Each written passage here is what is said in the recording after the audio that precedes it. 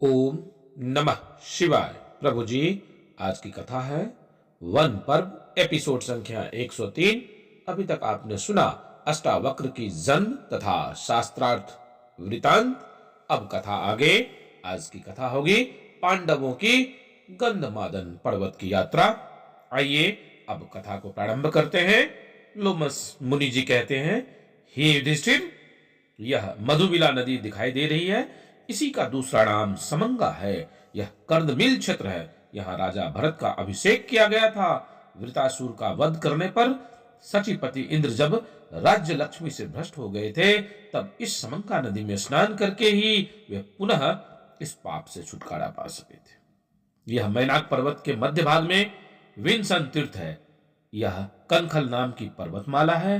यह ऋषियों को बहुत प्रिय है। इसके पास ही यह महानदी गंगा दिखाई दे रही है। पूर्व काल में यहाँ भगवान सुनत कुमार ने सिद्धि प्राप्त की थी। इसमें स्नान करके तुम सब पापों से मुक्त हो जाओगे। इसके आगे पुण्य नाम का सरोवर और भृगुतुंग नाम का पर्वत आवेगा।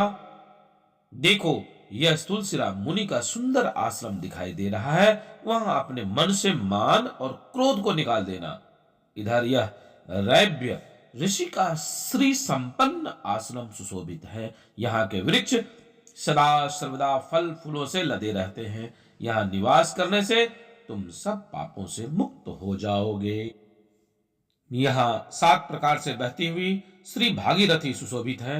यहाँ बड़ा ही निर्मल और पवित्र स्थान है। यहाँ अग्नि सर्वदा ही प्रज्वलित रहती है। अब यह स्थान मनुष्य को दिखाई नहीं देता। तुम धैर्य पूर्वक समाधि प्राप्त करो, तब इन तीर्थों का दर्शन कर सकोगे। अब हम मंद्राचल पर्वत पर चलेंगे। वहां मणिभद्र नाम का यक्ष और यक्षराज कुबेर रहते हैं। राजन, इस पर्वत पर 88,000 गंधर्व और किन्नर तथा उससे चौगुने यक्ष अनेकों प्रकार के अस्त्र धारण किए हुए यक्षराज मणिभद्र की सेवा में उपस्थित रहते हैं। इसलिए तुम यहाँ बहुत ही सावधान रहना। हमें यहाँ कुबेर के साथ ही जो मैत्र नाम के भयानक राक्षस है, उनसे सामना करना पड़ेगा। राजन, कैलाश पर्वत 6 योजन ऊंचा है। उस पर्वत पर देवता आया करते हैं और उसी पर बद्रिकाश्रम नाम का तीर्थ भी है। अतः तुम मेरी तपस्या और भीमसेन के बल से सुरक्षित होकर इस तीर्थ में स्नान करो। इस प्रकार लोमस जी ने युधिष्ठिर को सावधान होकर आगे बढ़ने का आदेश दिया। हे कुंती नंदन, इस गंधमादन पर्वत पर तप के प्रभाव से ही चढ़ा जा सकता है। इसलिए हम सभी को तपस्या करनी चाहिए। तप के द्वारा ही हम, तुम तथा नकुल, सहदेव और भीमसेन अर्जुन को देख सकेंगे। इस प्रकार बातचीत करते वे आगे बढ़े तो उन्हें राजा सुबाहु का विस्तृत देश दिखाई दिया। जब पुलिन देश के राजा को पता चला कि उनके देश में पांडव लोग आए हैं, तो उन्होंने बड़े प्रेम से उनका आदर सत्कार किया। पांडव लोग रात्रि वहीं विश्राम कर सुबह सूर्योदय होने पर वहां से निकल गए और आगे पैदल ही बढ़ गए। युधिष्ठिर इस प्रकार कहने लगे, भीम, मैं अर्जुन को देखने की इच्छा से 5 वर्ष से तुम सबको साथ लिए सुरम्य तीर्थ, वन और सरोवर में विचर रहा हूं, परंतु अभी तक सत्यसंध और शूरवीर धनंजय को न देख सकने से मुझे बड़ा ताप हो रहा है।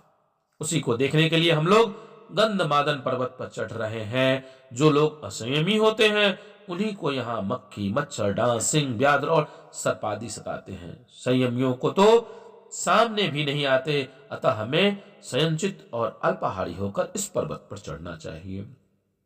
लोमस मुनि जी बोले, हे सौम्य, यह शीतल और पवित्र जल वाली अलकनंदा नदी बह रही है। यह बद्रिकाश्रम में ही निकलती है। देवर्षिगण इनके जल का सेवन करते हैं। आकाशचारी बालखिल्यगण और गंधर्वगण भी इनके तट पर आते रहते हैं। यहाँ मारीच, पुलह, भृगु और अंगिरा आदि मुनिगण शुद्ध स्वर से समागान किया करते हैं। गंगा द्वार में भगवान शंकर ने इसी नदी का जल अपनी जटाओं में धारण किया था। तुम इस विशुद्ध भाव से इस भगवती भागीरथी के पास जाकर प्रणाम करो और नरकासुर की मृत वृतांत तथा पृथ्वी को हल्का करने की अद्भुत कथा को सुनकर पांडव बड़े प्रसन्न हुए और लोमसी के बताए हुए मार्ग से जल्दी जल्दी आगे बढ़ने लगे। प्रभु जी आज की कथा को यहीं विश्राम देते हैं। आगे की कथा पुनः आगे। आप शिवा यात्रा दर्शन को लाइक शेयर सब्सक्राइब अवश्य कीजिएगा। आपसे शीघ्र मिलते हैं अगले वीडियो में। तब तक के लिए ओम नमः शिवाय।